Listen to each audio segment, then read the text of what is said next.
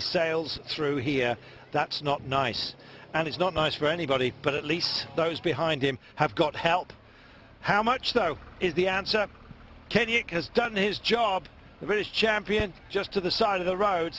There is Barguil, number treble 1, waiting for it. That's Damiano Caruso from Cannondale, teammate of Demarchi, who's up the road. Minute 17, and to be honest, that gap is starting to close now with 4.8 to go. Oh, and he picks it up yet again. Just watch that clock and watch these guys as well. Froome just adjusts his radio. Sometimes he'll just pop it out there on the 8% section that Demarchi had been through a few moments ago.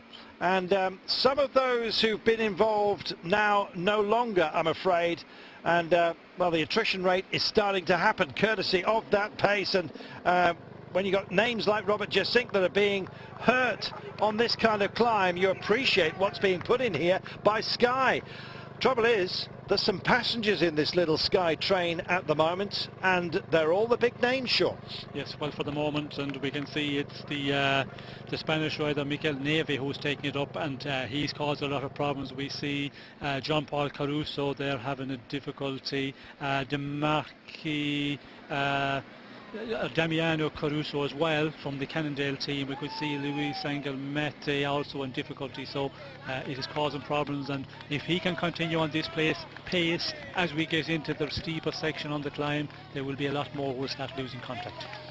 Certainly. Well, minute and 6 now, and well, I had a lot of belief, but it's starting to ebb unless they start looking at each other. 4.4 kilometers. It won't be long before they're actually within view. This is Wout Powell's that's just about to be reabsorbed, and once they go past him, there is no other rider between the Sky team that are pushing on right now with Chris Froome there, and indeed our leader on today's stage, Alessandro Demarchi. 4.3 kilometers to go. It's a whole world of hurt. They welcome this, Sean. It's how they earn their living. Yes, well, it's what it's all about, and we can see with Sky, they're really working to a tactic today, and it's going to be an interesting one now. At what point will Nieve have to pull off when he's done his job, and then who will go in the attack? Will Chris Froome take it up immediately, or will he wait for some of the other big favourites? But we can see this group is just getting smaller by the metre. It's quite remarkable who's here. Danny Navarro, the local man from Cofidis. Look at the riders in front of him. Aru, Valverde, Rodriguez, Contador, Froome. He's in very elevated company. Sammy Sanchez has managed to get back on. That is Dan Martin. And Ejidal has a look, and as if to say, how you doing, mate? No answer. Nobody can talk at the moment. Such is the effort that they're putting in. And there's riders all over this mountain, Sean. Yes, we can see they're just out the rear door. Ones, twos, we can see the Belkin rider there, Robert Gessing losing contact. And here we go. Froome goes. Froome does, he picks it up, says thank you, I'll take it on from here. And it's Froome and Contador that's distancing everybody, and Valverde and Rodriguez can't stay with him. Aru's been blown out, and Chris Froome is in a good place. How good? Stage winning good? Well, still a lot to go, and Rodriguez and Valverde can come back. He's going to get no help from Contador. Might they form a minor alliance here, Sean? Well, I think if Contador is feeling okay, he will take a little bit of a pulling on the front, but for the moment we're a long ways out. I think Contador will play safe, and when you look at the general classification, Contador has the advantage. He has 120 over Froome, so he doesn't have to commit at the moment. He just have to mark him. And marking him is what he's doing. And there goes Valverde just ahead of Rodriguez, taking up the challenge. A long, grinding mountain road. It's exactly what Froome and Contador love. It's not the sort of explosive terrain where Rodriguez and Valverde thrive. This is Aru bridging over to them as well. They say the cream will rise to the top, Sean, and we've got the top top 5 contenders going at it right now, albeit that Alessandro De Marchi still has a gap of 34 seconds. Aru's coming back to Valverde and Rodriguez. Meanwhile, it's Froome versus Contador, a battle we've been talking about all year, and it's happening now before our very eyes. Yes, and we go through the 4 kilometers to go. We can see Chris Froome there. He seems to be fixing his earpiece, so maybe he just wants to have a contact with the team car, the Director Sportive. But it's Froome who's doing all the work here. Contador happy to follow for the moment, but still we've just went through the 4 kilometers, so the difficult part has still to come. 34 seconds holds Alessandro De Marchi. Haven't seen much of him because the GC boys, as always, are fighting each other.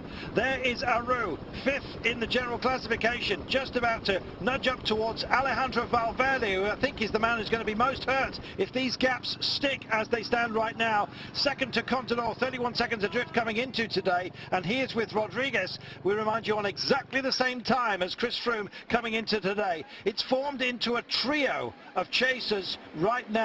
No disrespect to Alessandro De Marchi, who might still just cling on to take the day stage. 28 seconds is the gap he holds on the chasers, who are this pairing, and what a pairing it is. Oh, Froome and Bertie. I'm loving this, Sean.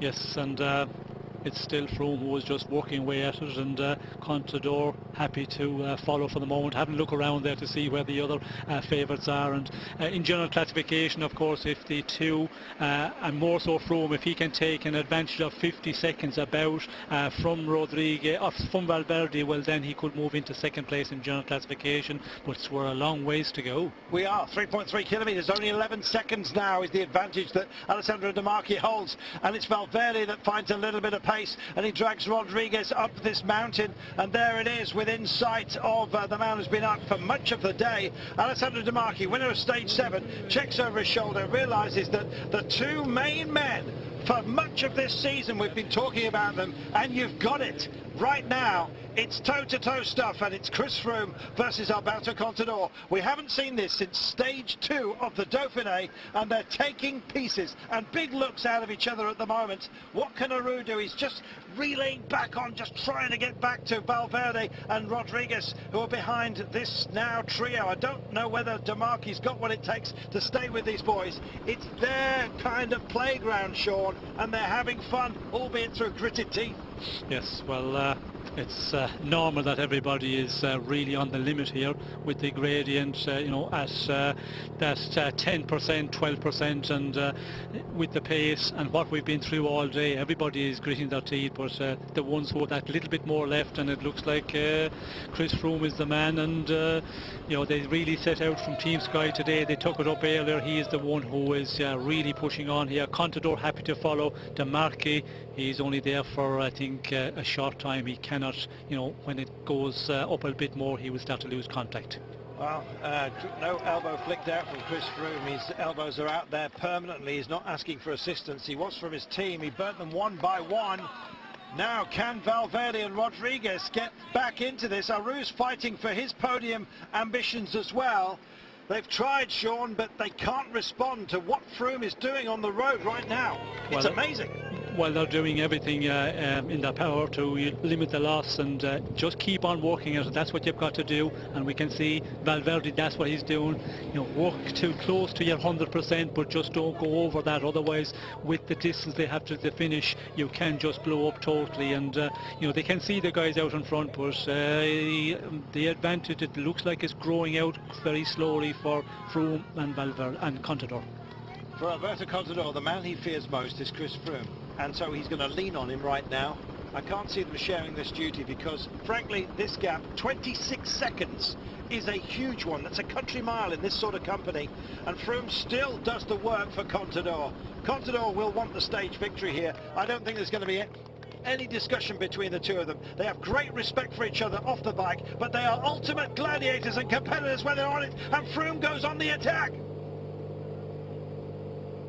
Froome picks it up yet again, tries to inject a bit more pace, and still Contador stays with him as a passenger. Looks, and finally for the first time Froome appears to beckon Contador to do a little bit of work, and he comes through on the inside. This benefits the pair of them, don't forget, and he will still hold that advantage, Contador, but he won't want to hand over any gifts at the line, and believe me, he'll be racing for the stage win. He's built up an advantage, and so he has the right to sit here on Chris Froome's wheel, and he's using that free pass at the moment, Sean. Yes, well, in the general classification, of course, he has that advantage over Froome, 120 going into the stage today, and you know, he is just going to follow Chris Froome for the moment, but guaranteed in the end for the stage victory. Contador is not going to give any presence here. With the time bonification going, he's going to, you know, take advantage, and this stage, it goes all the way up to the finish at a very steep gradient, you know, 11.5%. It does ease off in the very final to 8%, but, you know, Contador is getting the free ride for the moment. He certainly is. 39 seconds, though, is the gap between Chris Froome and Valverde, who's in second place. The gap between the pair of them at the top of the day was around about 50 seconds. He'll be looking for that. Chris Froome will also, of course, have the advantage of taking a bonus at the line. Is there any conversation? I don't think there's a word passing between them. They both know what job they've got to do and are both accepting their roles within this battle for the top. 1,900 metres to go. We said there might be some big gaps open up amongst the GC contenders, and that's what we're seeing.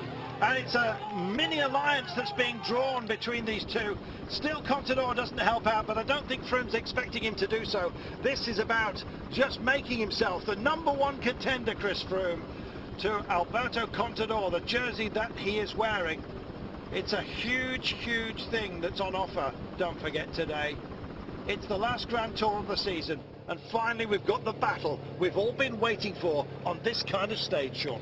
Yes, we're definitely getting the battle between the, you know, the two big favourites going into this race, you could say that, and you know, in the earlier days it looked like that Chris Froome was quite a bit under his best, but he's back there, and he's the one who is putting all the general classification men under difficulty.